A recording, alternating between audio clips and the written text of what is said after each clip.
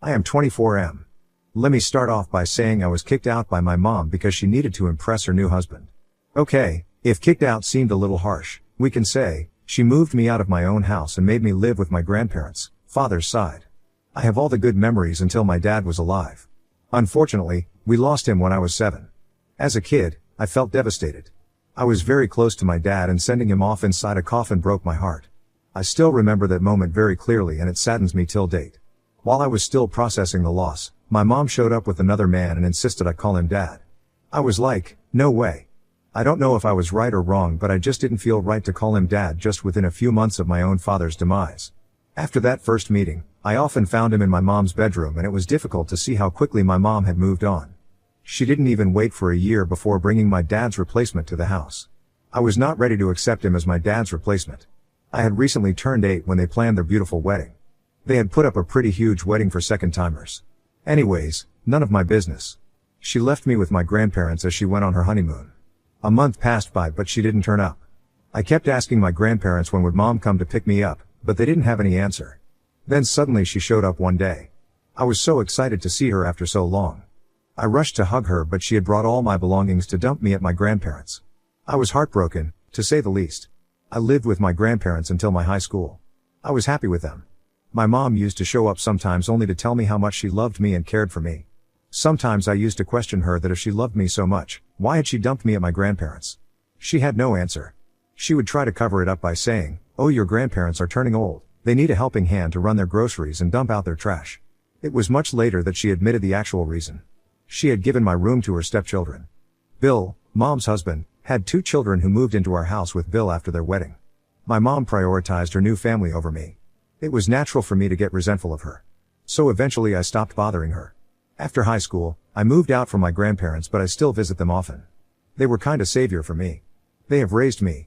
If not for them, my childhood would have been ruined. Now, I'm 24. After working for a year in marketing, I thought of starting my own venture. I need a capital for that. So, I thought of leasing my house.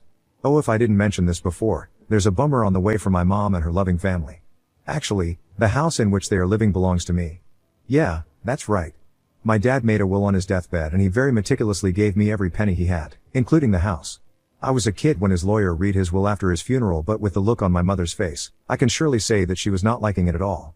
Later, I got to know that she tried several times to overturn the will but she lost it every time. My dad had made the will very precisely that the house would be mine but I can sell/lease it only after I turn 21. Until then no one touches the property. My grandparents think that dad would have probably foreseen mom's plan and that's why he made a rigid will. Else she might have manipulated me in my childhood to give away the house to her. Last month, I called mom to inform her about my plan of leasing out the house but she didn't answer my calls. This week when I went to meet my grandparents I told them I was planning to make some extra bucks from the house. They gave a weird reaction. I asked them what's the matter. They said I might have to face a lot of resistance to vacate the house from mom because her stepdaughter is pregnant with a teenage boy who has run away from his responsibilities. Also, Bill has lost his full-time job and is working at a store in the evening. So, basically, they are in bad shape financially. Now I really don't know what to do. I mean, I also need that house now. I have quit my job and I need capital to start my business. Update 1. It became quite dramatic. Picking up from where I left. Like I said, my grandparents informed me that mom and her family are going through a rough patch so they might not vacate my house. I thought I'll inform mom about my plan and give them a few months' time to put their life together. Before that I was thinking of giving a month's notice, but knowing their situation, I thought of giving 3 to 4 months. Since mom was not answering my call, I went to meet her at home. The house was nothing as before and neither was my mom. Both had a cold vibe. Maybe she had sensed the motive behind my visit. On seeing me at the door, she gave out a fake smile and half-hearted hug. Mind you, we were meeting after almost a decade. Yeah, she stopped visiting me after I entered my teenage years. Yeah, I had turned bitter towards her. Why would I not? Even though we met after so many years, she didn't bother to ask me how I had been. She was not interested in knowing anything about me. It was like, oh, you're here. Must have been something important that brought you to my doors. The pleaser in me said, oh no, nothing important. Just came to check on you. It's been a long time. She smiled and said, sure it is. A wave of silence followed for another 5 minutes until I stood up to leave. It was definitely unpleasant. I didn't feel welcomed at all. Besides mom, my pregnant stepsister was also home and she too gave me a very bad look as if I was there to create some sort of trouble. For the moment, I dropped the idea of taking back the house. I explored other means of arranging the money for my business, but Mom crossed all limits of narcissism. Last week was my dad's 15th death anniversary. My grandparents held a small prayer ceremony at the church. Since I was in the town, I decided to have a decent ceremony by feeding the poor and giving off some gifts to the underprivileged children. I invited my friends and relatives for the prayer. I emailed the invite to Mom as well, but she didn't respond. When I traced the history of the mail, I found she hadn't opened it. This was my first mail to her. I thought it went to a spam folder or something, so I showed up at her house again. This time Mom wasn't at home. My stepsister Brenda answered the door. No hello, no greetings, a straight question slapped on my face. You're back again? What's the matter? I said I was there to meet Mom. She said, with the way she spoke to you last time, do you think she wants to meet you again? She said it so bluntly that I couldn't get what she said, and I spit it out that I was there to invite Mom for the prayer ceremony of my dad. She chuckled in my face and said, that was like centuries ago, you're still holding that up, get over it. I said, excuse me, he was my dad and it's none of your business to comment. She rolled her eyes and pushed off to her room. I sat there like an idiot for a few more minutes and then I left a note for Mom at the table. I asked her to call me back. She called me the next day and I told her about the prayer ceremony. She remained quiet for a minute and then said she would not be able to make it because she had to take her Brenda for a checkup. That was a bummer. I mean, she could have said that she would try, but turning it down outrightly was disappointing. I replied sarcastically, yeah, of course they are your priority. We are no one to you, so be it. Good luck raising that narcissistic woman and her bastard child. She flipped out that I used that word. I said why would I be nice to her when she was so mean to me? She made fun of my emotions. To defend her, Mom said, it was natural for her to get furious. You can't talk about dead in front of a pregnant woman. You're such an insensitive dud like your father. The moment she said that, I lost my mind. I yelled at her that she should not talk trash about my father. If anyone who's insensitive here, it has to be her, the way she was talking about my dead father. She said, your father died 15 years ago, goddamn get over it. I said, sure, the way you did, within weeks or maybe days, who knows? You know what, you don't need to come. My father would not like your prayer after seeing your true colors. I hung up the phone saying this. The same day I hired a lawyer and started the process of sending a legal notice of eviction. The lawyer took some 15 days to validate my dad's will and send the notice to Mom. As expected, when the eviction notice reached them, she freaked out. Apparently, she never thought I would go to such lengths to extract my revenge on her for not attending Dad's prayer ceremony. I laughed at her voicemail and blocked her. When she couldn't contact me anywhere, she showed up at my grandparents' place. I wasn't there at that time. Oh yeah, I'm living with my grandparents again until I put my life together. My mother requests my grandparents to convince me to withdraw the eviction notice. My grandparents are calm and nice people, that's why they didn't throw her out. They said they don't have any say in this, it's my property and I get to do anything I want. Fair enough. The answer didn't go well to her and she blamed my grandparents for raising me as an entitled brat. Really? What was she smoking when she said that? I asked my grandma why she did not say anything to my narcissistic mom. Grandparents were like, we don't want to mess up with such a woman. I said I want to mess up and now I'm not gonna let them live in my house for one extra day. I gave the eviction notice as per the tenants law in the country, though they are not tenants. They ain't paying any rent to me. On top of that, I'm the one paying the property taxes every year. So legally, I'm entitled to throw them out right away. My grandparents are God-fearing people. They talked me out of this idea. They said for the sake of the Lord, give them that 1 month to find another shelter. There's a pregnant woman there and we shouldn't pull her into the streets. I sighed that she didn't need any help either. She was equally toxic. My grandparents were like, so be it, she might be a sinner, but her unborn is not. Don't be cruel to that little creature. They convinced me to wait, else I was adamant to evict them on that very day. The next day I got a call from Mom. I ignored it. She did the same to me when I was calling her. She messaged me to talk, it's urgent. I responded to check out my calendar and meet me at grandparents at my open slot. This didn't go well with her. She sent a long reply that I was trying to throw weight on her. What did I do with her 5 paragraphs mail? Nothing. That's right. I didn't respond. She might have got the hint that I was not going to give in to her pressure. Throughout my childhood, whenever I used to cry or throw tantrums for going home, instead of loving me, she would scold me and ask me to behave. She would petrify me to be a good lad and not throw tantrums. This was her parenting style and it worked. In order to keep her happy and not mess up with her, I would stop sobbing. But after she left, I would sulk at the corner of the house for hours. Not anymore. It's time for her to sulk, but sadly she won't have a corner to herself. So she came to meet me and I deliberately made her wait for an hour. She got anxious. I asked my grandparents to stay out of it. She kept asking them about me. They said they don't know and swiftly pushed back to their room. When I arrived to meet her, she gave me a look of, where the hell were you? I have been waiting here for an hour, but she didn't say anything. She sat there with a straight face. People in her situation would have tried to please me but remained solid on her grounds. She said, "Okay, let me start. I can't sit here forever. I have jobs to do," I murmured under my breath. "Oh sure, you do. Finding a house is a difficult job." She gave me an annoyed look and said, "What is this notice about?" I replied, "It is written in English. I'm sure you can read that, or do you want me to do that for you?" She was absolutely pissed off. She threw the notice at my face and said she was not going to vacate the house on the basis of some stupid notice. After she was done yelling, I said, "Then let's wait and witness the repercussions of not following the court order." She was like, "I gave birth to you, don't you try to outsmart me.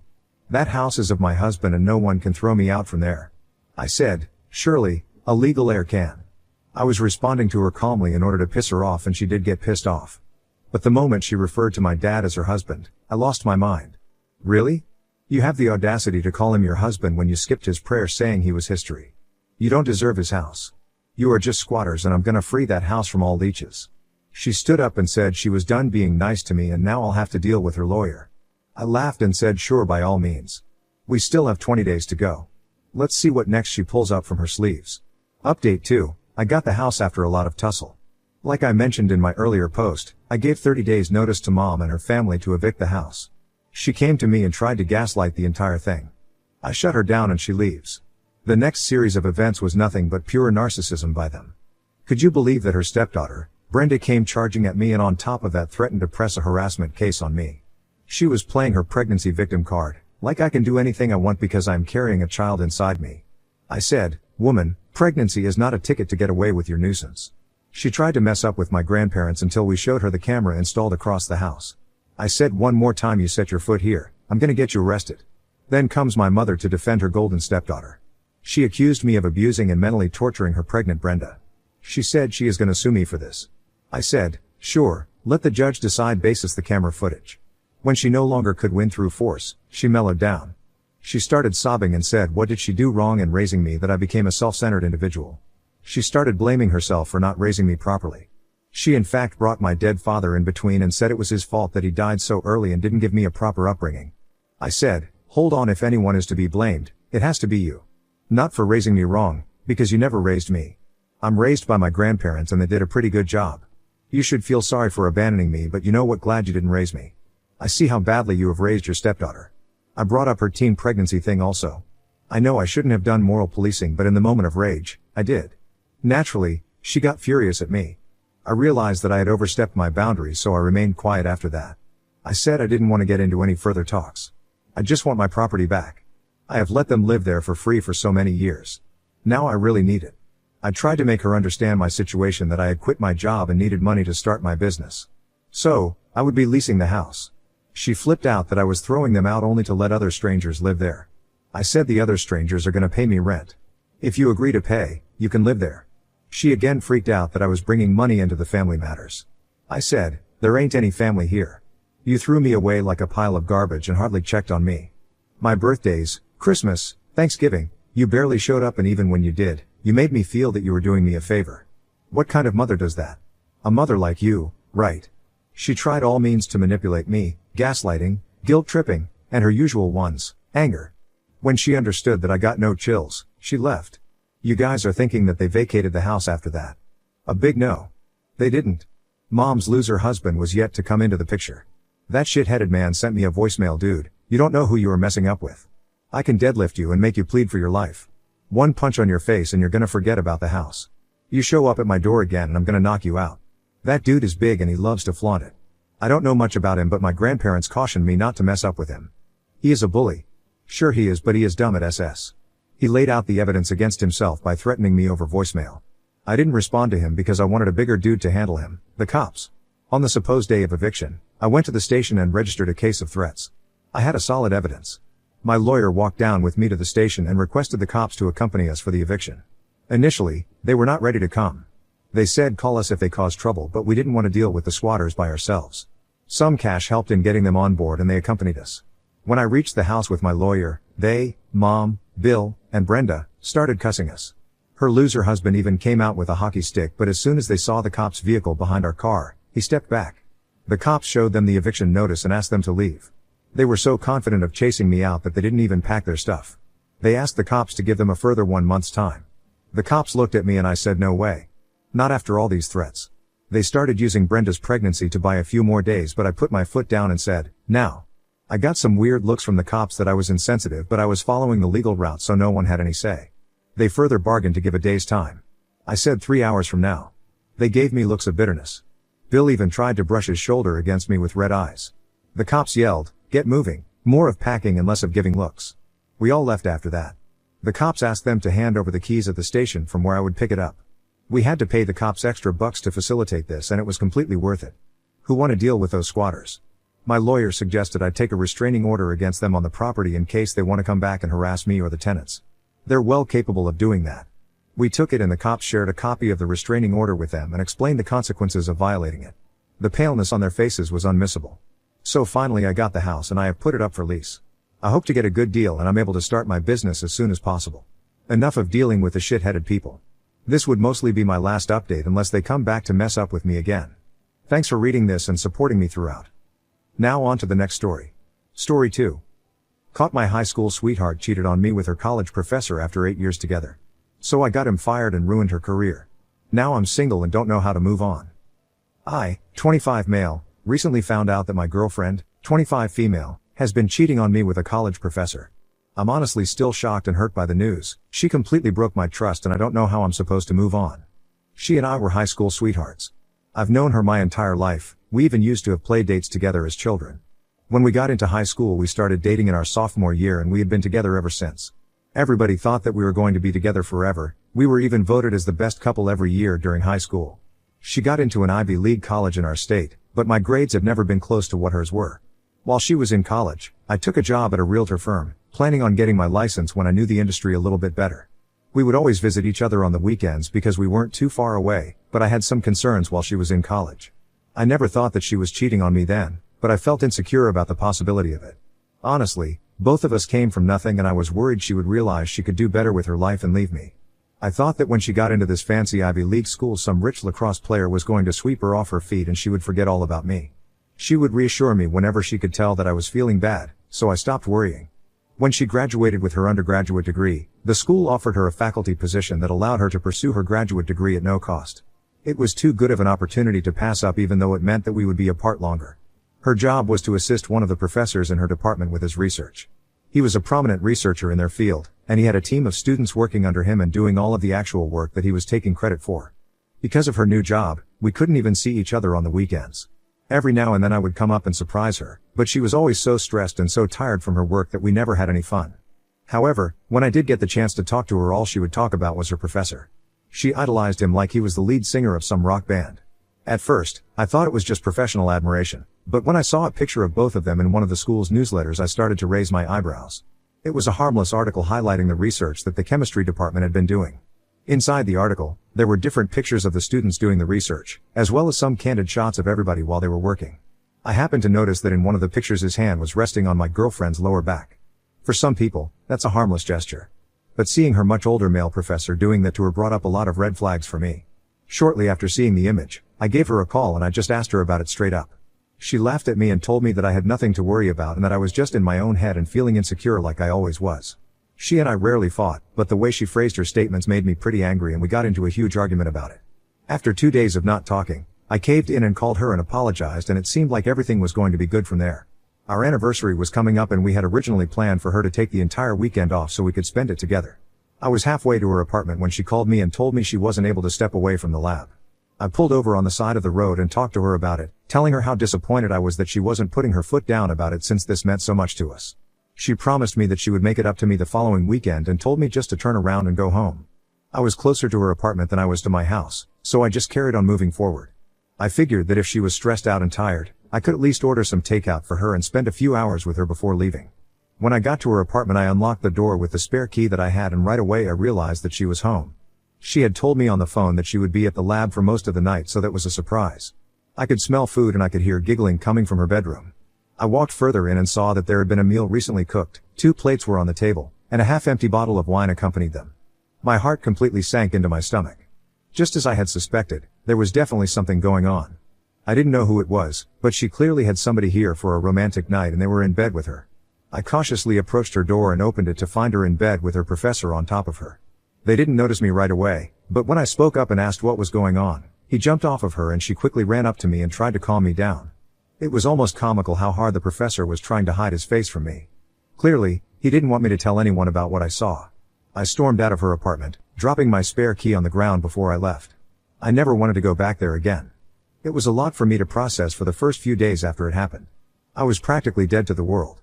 I had planned on marrying my girlfriend, and before I even had a chance to propose, she threw 8 years of a relationship away. We could have had a love story to tell our grandchildren about, but she ruined it. After I got myself together, I realized that I needed to move on by getting a little revenge of my own. Obviously, the professor did not want me to see who he was because he was afraid of losing his job. I knew that once the headlines were out about a notable professor taking advantage of his college students, that he would never find another job in the industry again. I called the hour department of the university and told them about what I saw. They told me they would be launching an investigation. I knew it would be my word against his, and I, unfortunately, didn't get any evidence. A week passed and nothing happened. I assumed they were sweeping it under the rug. So, I called a local newspaper and they were very interested in the scandal. It didn't take long for me to finally see the news that he had been fired. I hadn't spoken to my ex since the night I found her in bed with her professor, but her parents were furious with me about outing the relationship. Apparently, since the professor she was hired to work for no longer worked at the university, she didn't have a job. That meant that they would either have to shell out tens of thousands of dollars for her graduate degree, or she would no longer be enrolled. She ended up having to drop out because they couldn't afford to take out any more loans for her. She is out of my life completely, but I still don't know what I'm supposed to do moving forward. She was the first and only woman I've been with, and I am a little afraid to get back out there.